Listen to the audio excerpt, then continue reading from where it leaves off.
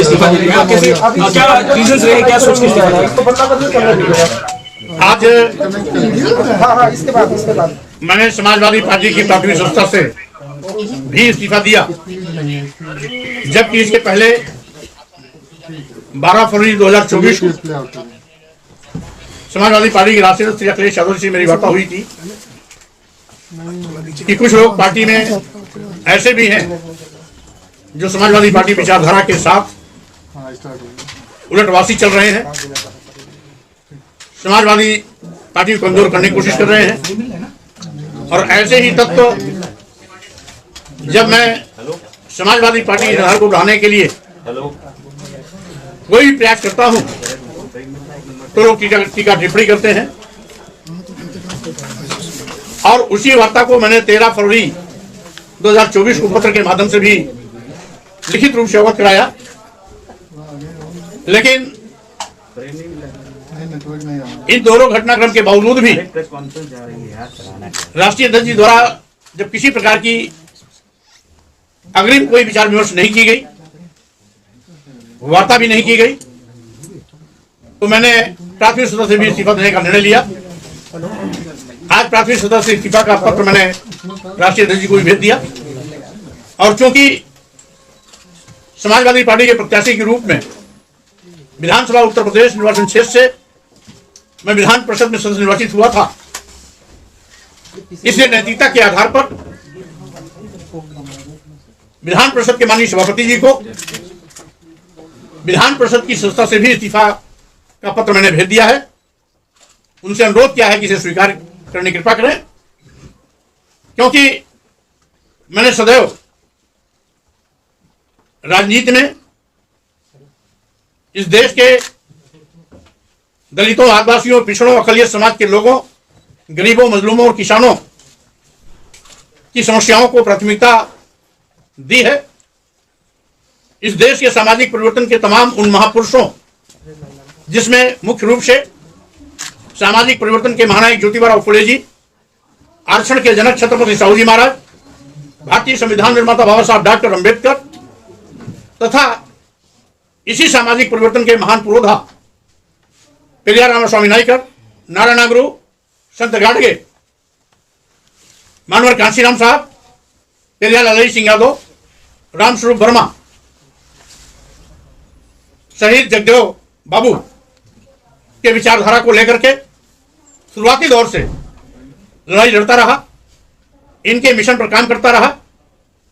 और इस विचारधारा तथा मिशन में जब भी कोई आड़े आया, वो कितनी भी बड़ी शख्सियत क्यों न रही हो, उसे टकराने में भी मैंने कभी गुरेज नहीं किया। क्योंकि राजनीति में विचारधारा महत्वपूर्ण स्थान रखती है, पद का कोई माने नहीं होता है।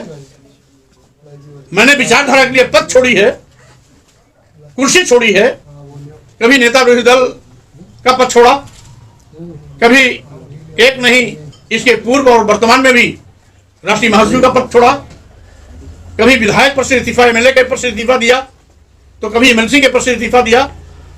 क्योंकि पद के लिए मैं कभी न कहीं आया हूं न गया हूं। जिनको खुशी है लाभ देने की, उनके लाभ के पद को भी मैं ससम्मान वापस कर दिया हूं, क्योंकि मैं अपना सम्मान विचारधारा के साथ मानता हूं। पद गौण है, पद और आता जाता है, विचारधारा शाश्वत होती है, टिकाऊ होती है, वैचारिक राजनीति का भी महत्व होता है। इसलिए मैं इन अपने तमाम महापुरुषों की विचारधारा को, इनके मिशन को अपनी छाती मानता हूं। और इसी विचारधारा को जीवंत बनाए रखने के लिए मैंने सभी प्रकार के पद का त्याग किया है, विधान परिषद का भी त्याग किया है। अब आने वाली 22 फरवरी 2024 को दिल्ली के तालकटोरा स्टेडियम में कार्यकर्ताओं के साथ समागम होगा, जहां पर आगे की दिशा तय होगी, नई पार्टी का ऐलान होगा और कोशिश होगी इस विचारधारा पर चलते हुए इस देश के गरीबों, दलितों, आदिवासियों, पिछड़ों, अल्पसंख्यक समाज के लोगों के सम्मान स्वाभिमान की रक्षा करने के साथ साथ सत्ता शासन में हिस्सेदारी सुनिश्चित कराने में मैं कामयाब हूं। ऐसी चाहत के साथ मैं कदम आगे बढ़ा रहा हूं। और आज जिस तरीके से प्रदेश और देश में बैठी हुई सरकारें इस देश के अनुसूचित जाति, अनुसूचित जनजाति और पिछड़ों का आरक्षण खत्म कर रही हैं, लंबे अरसे से चली आ रही मांग, जातिवाद जनगणना की मांग को ठुकरा रही है, देश के करोड़ों नौजवान को आज उनकी रोजी रोटी रोजगार छीन करके मोहताज बनाया जा रहा है। किसानों को दुगना लाभ दिलाने का वादा करने वाले लोग दुगना लाभ तो नहीं दिला पाए, अलबत्ते उनके रास्ते में कील कांटे बिछाए जा रहे हैं, उन पर लाठियां बरसाई जा रही हैं। व्यापारियों को कमर तोड़ने के लिए ईडी का दुरुपयोग किया जा रहा है।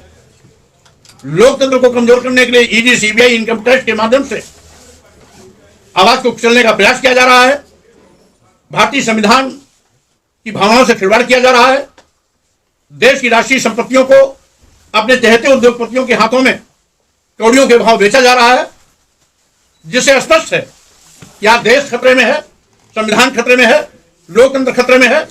मैं लोकतंत्र, संविधान और देश को बचाने के लिए स्वाभाविक रूप से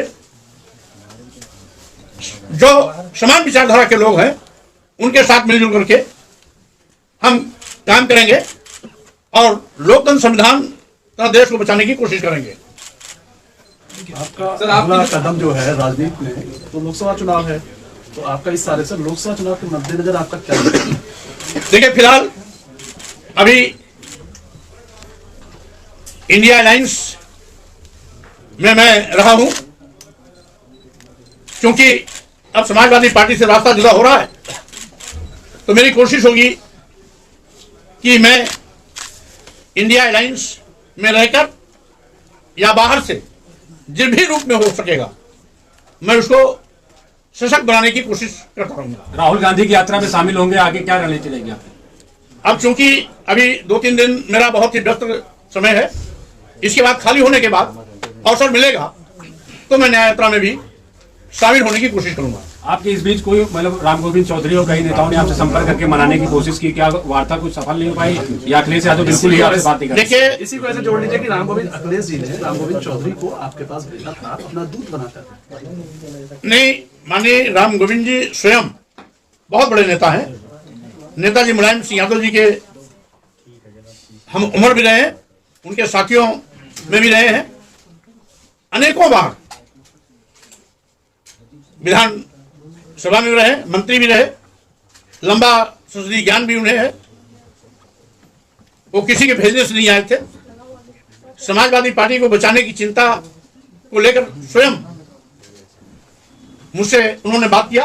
मैं उनका सम्मान करता हूं, आगे भी उनका सम्मान करता रहूंगा और इसके पहले भी मैं जब एक पार्टी में नहीं था तो भी उनका मैं सम्मान करता रहा हूं और आगे भी करता रहूंगा। अखिलेश यादव ने कहा आपको एमएलसी बना दिया गया, उसके बावजूद भी आप पार्टी की उनकी नीतियों के साथ नहीं चल रहे हैं। अब उनका सेकुलरिज्म सबके सामने आ गया। जिस पीटीए का उन्होंने नारा दिया उसकी हवा खुद निकाल दी। जो खुद अंधेरे में है वो दूसरों को उजाले में कैसे ले जा सकता है? जो खुद किंग कर्तव्य विमूढ़ है, ना इधर है ना उधर है, वो दूसरों को रास्ता कैसे दिखा सकता है?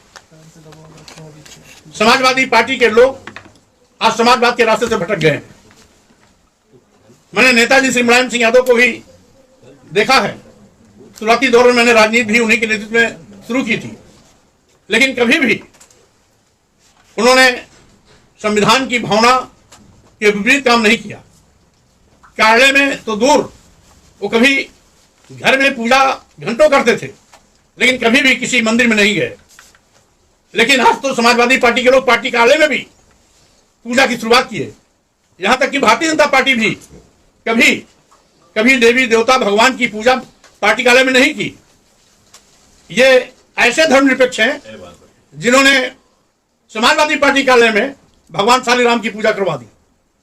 तो कैसा इनका धर्मनिरपेक्ष है उसको पूरा देश देख रहा है, पूरी दुनिया देख रहा है, पूरा समाज देख रहा है।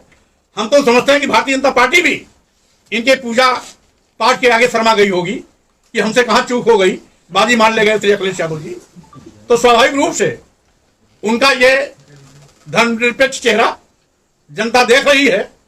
अब हमें कुछ नहीं दिखाना, जिसको जनता देख रही है उसको आईने दिखाने की जरूरत नहीं। आपको लेकर पल्लवी पटेल भी नाराज है, लगातार पल्लवी पटेल कह रही है कि राज्यसभा में वोटिंग नहीं करेंगे। क्या आपसे उनसे बातचीत चल रही कुछ? देखिए, पल्लवी पटेल जी बहुत ही सशक्त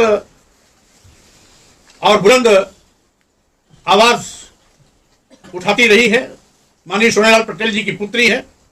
सोनेलाल पटेल जी की विचारधारा बाबा साहब डॉक्टर अम्बेडकर मानव श्याम की विचारधारा रही है। इसलिए कोई भी सम्मान और स्वाभिमान की लड़ाई लड़ने वाला नेता, योद्धा, संगठन अखिलेश यादव जी के साथ नहीं चल सकता है। आपने प्रोफेसर जी के बारे में कहा कि फैसले पार्टी के विरोध में थे, ऐसे क्या फैसले रहे स्वामी जी जिससे आपकी नाराजगी है प्रोफेसर जी से? अब उनकी बोल भाषा आप लोग देखते होंगे। अभी पल्लवी पटेल जी ने जैसे कहा कि चूंकि पीडीए के अनुरूप राज्यसभा के सांसद प्रत्याशी नहीं, इसलिए मैं वोट नहीं दूंगी। बात राष्ट्रीय दल पर छोड़ देना चाहिए। वो कहते हैं संस्था नहीं वोट देंगे, संस्था चली जाएगी। क्या एक राजनीतिक व्यक्ति की भाषा ये है? भाई शिवपाल यादव से सीख लेना चाहिए। उन्होंने कहा कि ये पार्टी का अंदरूनी मामला है, हम लोग आपस में बातचीत कर लेंगे। या अखिलेश यादव भी छोड़ देना चाहिए, राष्ट्रीय अध्यक्ष को है। तो जब समाजवादी पार्टी की खटिया खड़ी बिस्तरा घोर करने के लिए घर में ही मुखिया विराजमान है, तो और क्या आवश्यकता क्या है? इसलिए जब तक प्रोफेसर रामगोपाल जी स्वनाम धन्य स्वयंभू पार्टी के बड़े नेता रहेंगे, तब तक समाजवादी पार्टी पर इसी प्रकार से अंधेरा छाया रहेगा। ये कह रहे हैं मनोज जी कि अखिलेश यादव और राहुल गांधी यात्रा में शामिल नहीं हो रहे, गठबंधन नहीं हो रहा, ऐसी खबरें आ रही हैं। तो आप गठबंधन है, पार्टी का फैसला, क्या वजह है? भाई देखिए, समाजवादी पार्टी इंडिया अलायंस से गठबंधन कर रही है या नहीं कर रही है, इसकी जानकारी मुझे नहीं है, इसलिए इस पर मैं किसी प्रकार की टिप्पणी नहीं करूंगा। हाँ, इतना जरूर है कि मैं समझता हूं कि इंडिया अलायंस आप देश की आवश्यकता है। स्वामी जी, कई मुस्लिम नेता भी नाराज नजर आ रहे हैं, आप तो पार्टी के अंदर रहे, क्या आपके बाद कई लोगों ने आपसे संपर्क किया? क्योंकि विपक्ष के कई नेता हैं, वो कह रहे हैं कि सपा के विधायक हमसे कह रहे हैं राज्यसभा के लिए, तो क्या आपसे भी कुछ राय मशवरा हुआ? क्योंकि आपने तो इस्तीफा दे दिया कि आगे लाइन बढ़ने वाली है मुस्लिम विधायकों की या नेताओं की। देखिए, चूंकि जब 22 फरवरी को नई पार्टी का ऐलान होगा, तो समान विचारधारा वाले जो भी पार्टी में आएंगे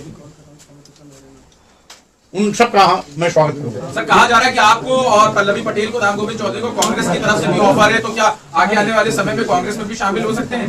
ये ऑफर आपको मिला होगा, लेकिन इस प्रकार की जानकारी हमें अभी तक तो नहीं। आपका पार्टी चुनाव लड़ेगी ना, नई पार्टी गठन कर रहे हैं, आप तो उतारेंगे स्वाभाविक रूप से पार्टी के रूप में इंडिया अलायंस में आवश्यकता पड़ेगी गठबंधन करने की, वो भी किया जाएगा। अन्यथा अगर बाहर से भी सपोर्ट करने की आवश्यकता पड़ेगी तो वो भी किया जाएगा। लेकिन अभी अंतिम रूप से कुछ भी तय नहीं है, जो फैसला होगा 22 फरवरी के बाद होगा। स्वामी जी, इंडिया गठबंधन कहीं ना कहीं आप लोगों का बिखर गया है, तो एनडीए से कैसे लड़ेगा आपका ये गठबंधन? अब जो बिखरता है उसी को बटोरा जाता है। Thank you sir, thank you.